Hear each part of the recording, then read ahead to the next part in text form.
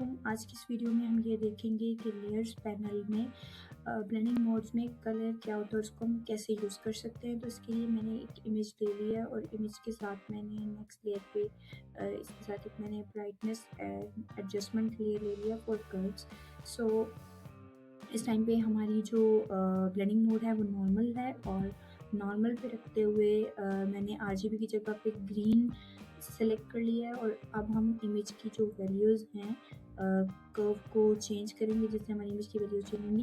سو اس میں آپ یہ دیکھ سکتے ہیں کہ ہماری جو امیج ہے اس کی کلرز کے ساتھ ساتھ اس کی جو لیمینوسٹی ہے وہ بھی چینج ہو رہی ہے، لیکن ہم یہ چاہتے ہیں کہ ہماری امیج کے اندر جو کلرز ہیں وہ چینج ہوں، لیکن اس کی لیمینوسٹی جو ہے اس پہ افیکٹ نہ پڑے۔ سو اس کے لیے ہم کیا کریں گے، ہم اپنی جو بلینڈنگ موڈ ہے اس کو کلر پہ کنورٹ کر لیں گے۔ تو جیسے ہی ہم کلر پہ اس کو چینج کریں گے تو ہماری جو کلر ہے امیج کا وہی چینج ہوگا۔